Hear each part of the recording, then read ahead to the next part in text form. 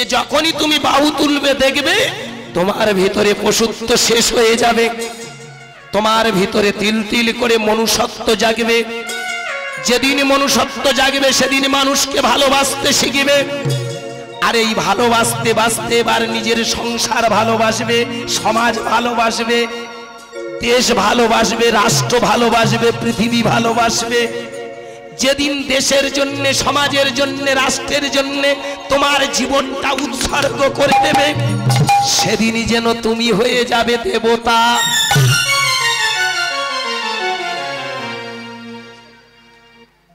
আমার মায়েরা, হরিবাসরে আপনারা হরিনাম শুনতে এসেছেন। আমরা সবাই দেবতাদের পায়ে মাথা ঠুকি।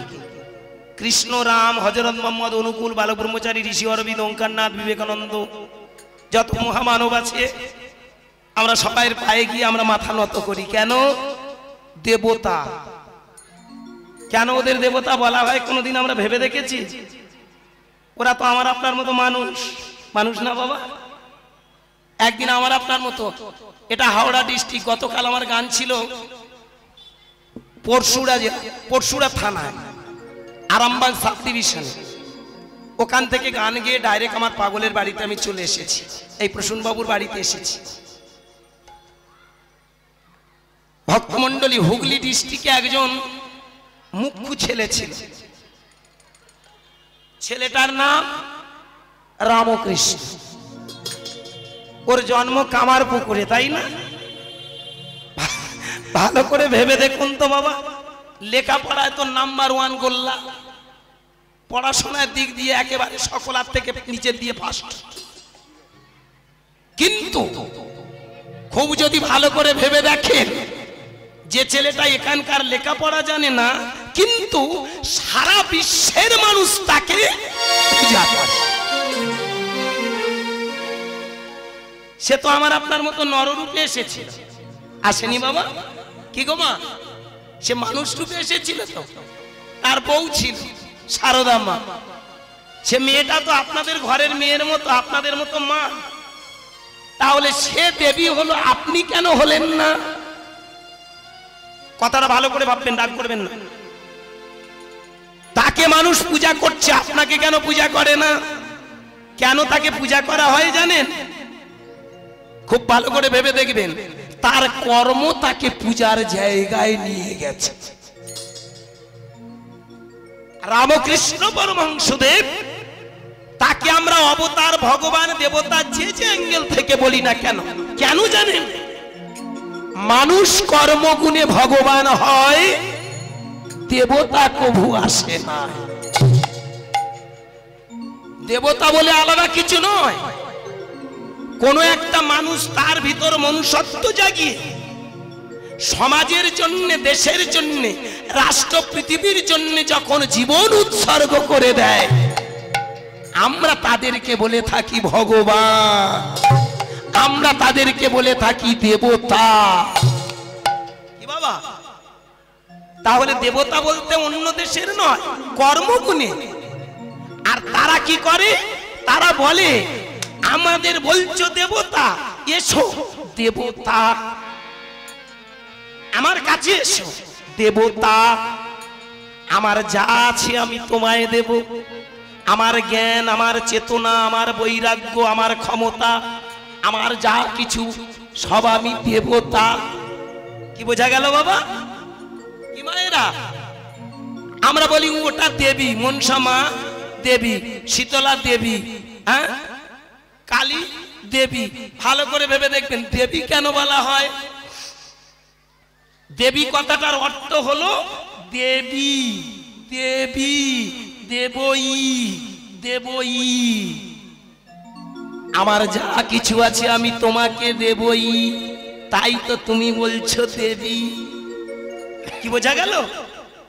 আমার জ্ঞান, আমার চেতনায়, আমার বৈরাগ্য, আমার ভালোবাসা, আমার সাধনা আমি তোমায় দেব। কি বোঝা গেল বাবা? এই জন্য ওদেরকে দেবী বলি। কেন? ওরা সমাজটাকে সুন্দর করে গেছে। ভালো করে ভেবে দেখুন, বিশ্বের জন্য, রাষ্ট্র, পৃথিবীর জন্য, সমাজের জন্য যারা জীবন উৎসর্গ করে গেছে, তারা তারাই হয়ে গেছে দেবতা দেবী। আমরা যখন স্কুলে পড়তাম, আজও আমার বন্ধুরা যেসব বাবা, আমরা স্কুলে যখন যাই ভালো করে দেখবেন, যেদিন ওই 15ই আগস্ট হয়, নেতাজি সুভাষের ফটো রাখি, ওইখানে আমরা প্রীতিলতা ওয়াদ্দেদার, মাতঙ্গিনী হাজরা, বিনয়, বাদল, দীনেশ, মাস্টারদা সূর্য সেন, তাই না, বিভিন্ন ধরনের যারা দেশপ্রেমিক, তাদের আমরা ফটোটা রেখে কি করি, একটা মালা নিয়ে তাদের গলায় পরিয়ে দিই। পরিয়ে দিয়ে আমরা কি করি, দেবতা জ্ঞানে পূজা করি। এটা দিয়ে আমাদের কি শেখায়? ওরা দেশের জন্য, সমাজের জন্য, বিশ্বের জন্য করে গেছে, তাই ওরা আমাদের কাছে দেবতুল্য।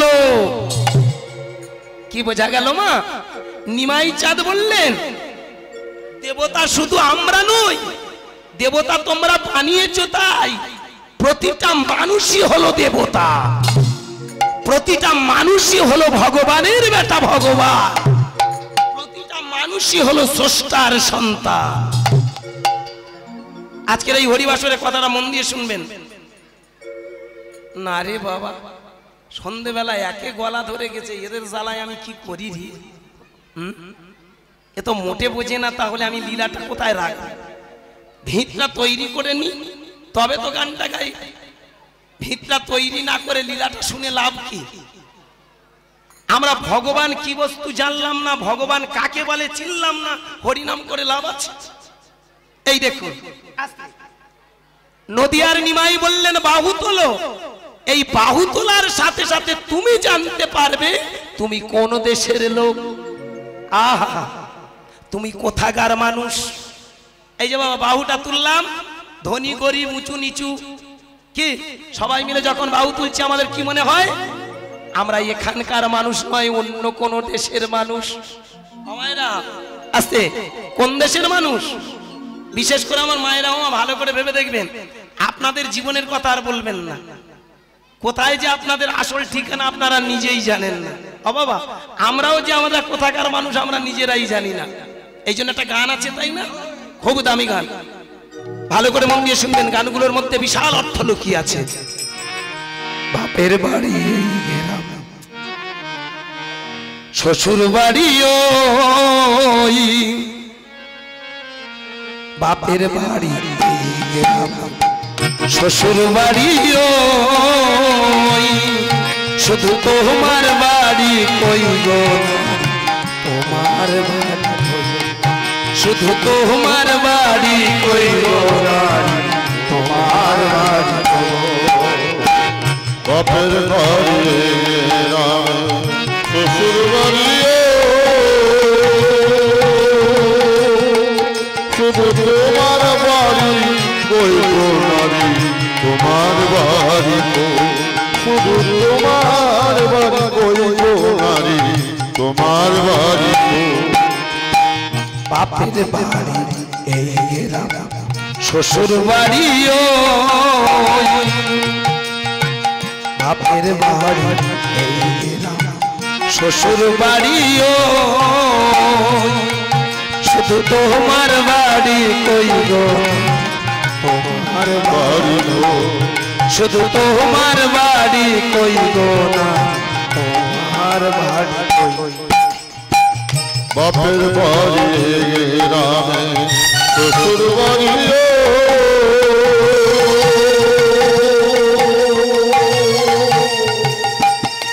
শুধু তোমার বাড়ি কই গো নারী, তোমার বাড়ি গো, শুধু তোমার বাড়ি কই গো নারী, তোমার বাড়ি গো। শিশু কালার শৈশব কাটে পিতার আহারে, যৌবন কাটে স্বামীর ঘরে শ্বশুর আলয়ে, শিশু কালা শৈশব কাটে পিতার আলয়ে, কাটে স্বামীর ঘরে শ্বশুর আলয়ে, শিশু কালার শৈশব কাটে পিতার আলয়ে, যৌবন কাটে স্বামীর ঘরে শ্বশুর আলয়ে, আবার বৃদ্ধাকালে আশ্রয় নাই যার, বৃদ্ধকালে আশ্রয় নাই যার, বৃদ্ধাকালে আশ্রয় নাই যার, বৃদ্ধকালে আশ্রয় নাই যার, ওদের কাছে রই। কাদের কাছে? ঝ্যাটার কাছে। না ঝ্যাটা না, ব্যাটার কাছে। ওই হলো বাবা কি বর্তমানে ঝ্যাটার ব্যাটা সমান নয় বলুন না? আপনার একটু ওষুধের দরকার, ওষুধ না একটু ওষুধ দিবি, কি হলো এর মধ্যে তোমার ওষুধ শেষ? তুমি কি ভেবেছো বলো দেখি? আমার সংসার দিকে তাকাতে হবে না? কি বড় আশ্চর্য! যে ছেলেকে আপনি তিল তিল করে মানুষ করেছেন, দেখে নেবেন সে জীবনে একটা বড় ভয়ঙ্কর পরিস্থিতি। মানুষ বৃদ্ধ হয়ে গেলে, বৃদ্ধা হয়ে গেলে যে ছেলের কাছে গিয়ে আপনি ঠাঁই পান, সেখানেও শান্তি নেই। ভালো করে ভেবে দেখবেন, শিশুকাল বাবা মায়ের কাছে, যৌবনকাল স্বামীর কাছে, আর বার্ধক্যকাল শুধু তোমার বাড়ি কই গো, তোমার বাড়ি শুধু তোমার বাড়ি কই গো নারী, তোমার বাড়ি কই, শুধু তোমার বাড়ি কই গো নারী, তোমার বাড়ি কই।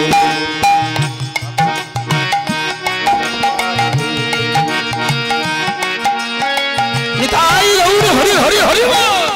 তোমার বাড়ি কই গো নারী, তোমার বাড়ি কই, শুধু তোমার বাড়ি কই গো নারী, তোমার বাড়ি কই।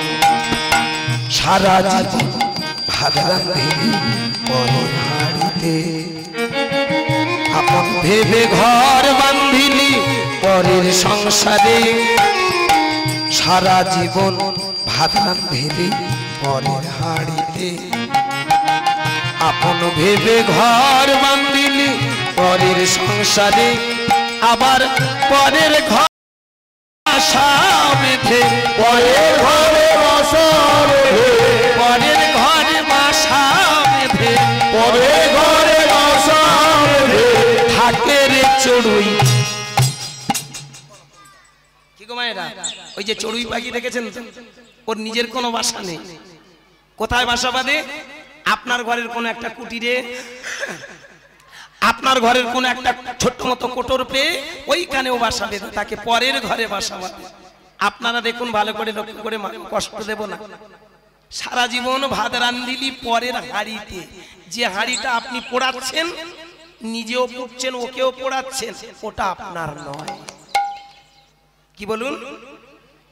আপন ভেবে ঘর বাঁধিলি পরের সংসারে। সুসময় অনেকেই বন্ধু বটে হয়, অসময় হায় হায় কেউ কাঁদে। যে স্বামী বুকে জড়িয়ে ধরে এত ভালোবাসছে না, আপনার একটা বড় রোগ হোক, মজা বেঁধে যাবে। দুদিন ভালোবাসবে, 10 দিন ভালোবাসবে, 2 বছর ভালোবাসবে, তারপরে বলবে শোনো এক কাজ করো, তুমি বরং পাশের ঘরে শো, আমি বরং এখানে থাকি। এই হলো ভালোবাসা, জানেন? শুধু তোমার বাড়ি কই গো, তোমার বাড়ি কই, শুধু তোমার বাড়ি কই গো নারী, তোমার বাড়ি কই, শুধু তোমার বাড়ি কই গো নারী, তোমার বাড়ি কই। মানব জীবন পেলে কতই খোঁজলে না হবে, মহাকালের পাল কি যাবে আসে রে কবে। মানব জীবন এর তুই বুঝলি না ভবে, মহাকালের পালকি যেদিন আসবে ভবে। মানব জীবন পেলে কতই খোঁজলে না হবে, মহাকালের পাল কি যাবে আসে রে কবে। মানব জীবন পেয়ে তুই বুঝলি না ভবে, মহাকালের পালকি যেদিন আসবে রে ভবে। তুমি আমি জানতে পারবো, তুমি আমি জানতে পারবো, তুমি আমি জানতে পারবো, তুমি আমি জানতে পারবো। এ দেশের কেউ নয়, এটা দেশ। দয় বয় একার মধ্যাহ্ন স্বদেশ, দয় একা তালবের স্বদেশ। দেশ মানে একটা ভূখণ্ড, আর দয় বয়কার মধ্যাংশ। দেশ মানে হানাহানি, মারামারি, কাটাকাটি, ভেদাভেদ। কি বাবু, দেশ মানে রাগ। কেউ কাউকে আমরা ভালোবাসতে পারি না। ভালো করে ভেবে দেখবেন, আমরা যেখানে বেশ করে বসে আছি, মানব জীবন পেয়ে ও তুই খুঁজলি না ভবে, মহাকালের পালকি যেদিন আসে রে কবে। কার যে কখন ছুটি হবে আমরা নিজেরা কেউ জানি না। আজকের ভালো করে ভেবে দেখুন, যে কথাটা আমি প্রথমে বলেছি, আবার বলতে দ্বিধা নেই। এই হরিবাসরে গান গাইবো এমন কোনো আমার গ্যারান্টি ছিল কি? কত মানুষ ঘরের দাওয়া থেকে পড়ে গিয়ে হরি বল হয়ে যাচ্ছে। আজকের ভালো করে ভেবে দেখুন, কেন ভগবান আমার ওখানে নিয়ে যাবে? কেন পায়খানা চেম্বারে গিয়ে পা রাখবো? কেন আমার ঠ্যাংটা গোদাবাড়ি হবে? এটা বোঝার আছে কি? কোন কর্মের ত্রুটি না হলে তো এই জায়গায় নিয়ে যায় না। আর এটা দিয়ে জানি না, স্রষ্টা আমায় একটা বড় শিখিয়ে দিয়েছে। কি বলুন? যে তুই একটু ভালো করে ভেবে চল, এই যে আজকের ছোট মতো একটা গাড্ডায় পড়েছিস, কোন দিন একটা বিরাট গাড্ডায়। শুধু আমি নই, এই পৃথিবীতে কার যে কখন টান পড়বে আমরা নিজেরা কেউ জানি না। আজকের এই হরিবাসরে বসে আছেন বাবা, কার যে কখন ছুটি হয়ে যাবে আমরা কেউ বলতে পারি না। প্রকৃতির যদি প্রকৃতির যদি প্যাচে আমরা পড়ি, তা কখন যে আমরা ধরা পড়বো নিজেরাই জানি না। মানব জীবন পেয়ে ও তুই খুঁজলি না ভবে, মহাকালের পালকি যেদিন আসে রে কবে, সেদিন তুমি আমি জানতে পারবো এদেশের কেউ নই। তাহলে আমরা কারা? এইখানে নিমাই চাঁদ বাহু তুললেন। কীর্তন শোনার আগে বাহু তোলাটা শুনে যান, কেন আমরা বাহু তুলি। এই বাহু তোলার সাথে সাথে আমরা জেনে নিই আমরা আসল ঠিকানা, আমাদের একটা আসল ঠিকানা আছে। ও মায়েরা, আপনারা কারা? বলতে পারবেন আপনারা কারা? সর্বোচ্চ বলবেন কেন? আমরা এই ধ্বজা, রামচন্দ্রপুর, আর কি বনগ্রাম নাকি বনগ্রাম, এই তিনটে গ্রামের লোক। কি বলবেন না? এখানে আমরা যারা যারা এসেছি ভগবানের বাচ্চা। ভগবান কি ভগবান নই? কি রকম? আমার ইউটিউব যারা ফলো করেন, ইউটিউব মানে অন্য কিছু নয়। আজকের এদের গলাটা পড়ে গেছে, এদের কপাল খারাপ। বাবা তোরা ছাড়িস নি, আজকে কাটাকুটি করিস নি, তোদের ডেকে পাঠাবো পরে একদিন। আমি যখন গান গাইতে যাই এরকম দুটো চারটে কেন 10টা 12টা অনেক কটা বসে থাকে। আমি গান গাওয়ার পরে ওরা সেগুলো নিয়ে বাড়িতে বসে, ওরা তো কম্পিউটারের মাস্টার, ওরা ছোট ছোট করে পাট পাট করে এডিট করে ওরা পাঠিয়ে দেয়, সেইগুলো আপনারা শোনেন। আজকে সামনাসামনি বলছি, মিলিয়ে নিন। এই পৃথিবীতে আমরা যারা এসেছি সবাই ভগবানের বাচ্চা। ভগবান নিমাই চাঁদ বললেন, দুটো বাহু তুললে তুমি তবেই জানতে পারবে তুমি কোথাকার মানুষ। নিতাই গৌর হরি হরি বল। এই যে বাহু তুলেছ মানে এবার তোমার চিন্তা হবে উপরের মানুষ আমি। উপরে মানে কোন উপরে? তোমার মাথার উপরে ফাঁকা না। এবার জেনে নাও একটু একটু করে তোমার আসল জন্ম বৃত্তান্ত। তুমি কোথা থেকে আসলে, তুমি কোথা থেকে আসলে। আজকের এখানে আপনারা বাবা মায়েরা যারা বসে আছেন ভালো করে ভেবে দেখবেন, প্রত্যেকে আমরা এসেছি বাবা মা থেকে। আপনি এসেছেন বাবা মা থেকে, আমি এসেছি বাবা মা থেকে, গরু ছাগল হাঁস মুরগি এরাও এসেছে সব বাবা মা থেকে। কি বলুন? খুব ঠান্ডা মাথায় ভালো করে ভাববেন। এখানে আপনারা বিশেষ করে মনুষ্য জাতির কথা বেশি করে বলি, আমরা এখানে যারা এসেছি সবাই যে যার বাবা মা থেকে এসেছি। যেমন আমার বাবার নাম স্বর্গীয় মানিকচন্দ্র গায়েন, মানে অ্যাকচুয়ালি আমার বাবা মারা গেছে। বাবা এই বছর 6-7 হলো বাবাকে হারিয়েছি। মা জীবিত, মায়ের এখন 79 বছর বয়স। আস্তে তাহলে আমার বাবার নাম মানিক গায়েন, মানিক গায়েনের বাবার নাম হেমচন্দ্র গায়েন, তার বাবার নাম নিমাই গায়েন, তার বাবার নাম অরবিন্দু গায়েন। আচ্ছা, এই কটা বাবার মুখে শুনেছি, মুখস্থ করে রেখেছি। তাহলে আমার নাম গুরুদাস গায়েন, বাবার নাম মানিক গায়েন, তার বাবার নাম হেম গায়েন, তার বাবার নাম নিম গায়েন, নিমাই গায়েন, তার বাবার নাম অরবিন্দু গায়েন। তার বাবা তো আছে, আছে না? আছে। আপনিও জিজ্ঞাসা করে দেখুন, আপনার বাবার নাম, তার বাবার নাম, তার বাবার নাম, তার বাবার নাম, তার বাবার নাম, তার বাবার নাম, এমনি করে করে এগিয়ে যান, দেখি আপনি কোথায় যাচ্ছেন দেখুন তো। একটার পর একটা যদি খুঁজে খুঁজে যাই, এক সময় আমরা দেখতে পাই আমরা একটা ঋষিপুত্র। কি ঋষিপুত্র না? যেমন কোন ভালো কাজের সময় দেখবেন আপনারা প্রথমে যাবেন, ঠাকুর মশাই বলবে, মা তোমার গোত্র কি? কি বলবে না? আগে প্রথমে জিজ্ঞাসা করবে তোমার গোত্রটা কি। যখনই গোত্রের কথা বলবে আপনার মনে হবে যে গোত্রটা কি, একটা ঋষির নাম বেরিয়ে আসে। যেমন আমাকে যদি প্রশ্ন করে কেউ তোমার গোত্র কি, আমি বলবো কাশ্যপ গোত্র। কাশ্যপ গোত্র মানে কি?